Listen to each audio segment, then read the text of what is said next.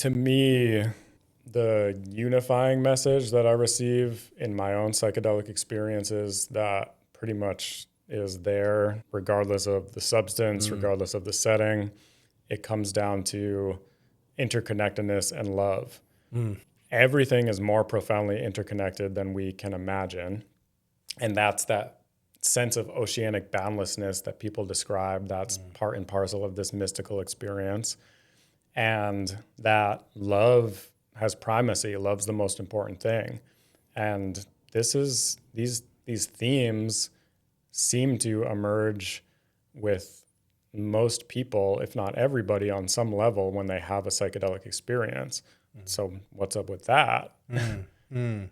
Yeah. And I find that that's the thing that motivates me so much is the experience of psychedelics, and that experience coming back into the day to day. Like the way that people talk about AI should be similar to the way that people talk about psychedelics.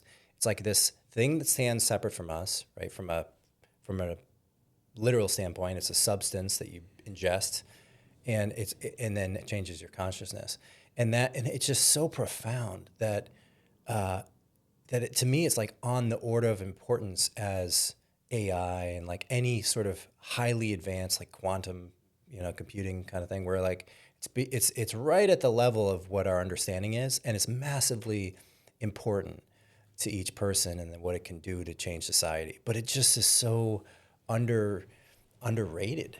Like, it's still kind of like, oh, it's great for people with PTSD or sexual trauma. And it is great for that, but it's also so much more than that. Like it almost be distilling, it'd be distilling something down to, I guess you start at square one. That's that's the tip of the spear to get it into society, like politically to happen. But man, it does seem like this is part of the motivation behind making these conversations is that it seems like there's just this gap between what it could expand into in terms of the cultural influence of it and what it is today, which is basically like a tiny flower. Like the 60s was a big thing. Like it had its influence for good or bad. Like it was influential and there was a reaction to that. But it does seem to have its own culture too. Like there's like a subculture of people who are influenced by their psychedelic experiences, and I find it really like captivating to think what that would be like to grow. What do you think? Like what is that? That you have subcultures of hobbies.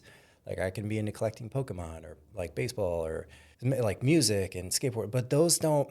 There's something different, right? It's not, it's like more like a technology than a hobby or an interest. Yeah, I think it can be thought of as a sacred technology. That's a way of thinking about it. I think that it's related to this ineffability piece of that it's not something that can be delivered through story, through our greatest technologies of communication. You watch some of these Marvel movies like Doctor Strange or Ant-Man, and there's some sequences in there that are incredibly visually psychedelic. Like whoever the animators making this definitely smoked DMT without question. But that's just the visual component, right? So you can convey some aspects of it, but the felt sense of it is completely ineffable. And so I think that makes it challenging to be able to communicate these deeper, mysterious elements of it. So, and I also think you are right that the way that it needs to be insinuated into society is through these models that your everyday person can understand, like, oh, this is a treatment for a condition and it shows this efficacy and this is the scientific evidence and these are the trials that were run and so on and so forth. And that's very worthwhile and useful because people are suffering so dearly right now. However, there is that deeper layer where it is really this psycho-shamanic portal to another layer of conscious experience that you can't encapsulate, you can't define, you can't describe. You only can experience it. And this is the beauty of it too, where it has this built-in inability to be fully co-opted, and people are doing their damnedest to try, but because it's an experience, it's not a dogma. There's no litany of rules. There's no ideology.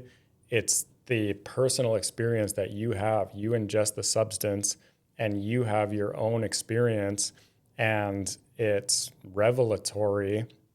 And then you come out with a whole slew of new understandings.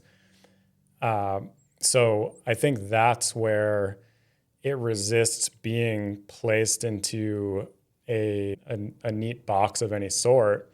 And even the subculture, like we can say the psychedelic subculture, which that's a thing, but even within that subculture, there's so many disparate elements of it where some people are just like, I'm a psychotherapist and that's the way that I understand this is in the therapy room and using these modalities. And some people it's like, I'm a... Go to raves. Yeah, right. Clubs, yeah. Yeah. I experienced this for the ecstatic state and to find that joy while dancing. And some people it's like, I only do it in ceremony. And there's some people who will only take it if a doctor in a lab coat is handing it to them. And so there's a variety of ways of experiencing. And I think we do a disservice to the psychedelic movement by when we say, oh, there's only one way to experience this, because it's so much deeper than anything else that humanity can experience. There's nothing even on the order of it. Dreaming is the closest thing, which is this other mysterious thing that we don't understand. But even dreaming, it's bounded in a certain way that there's not, it just doesn't have that same disruptive element that the psychedelics have.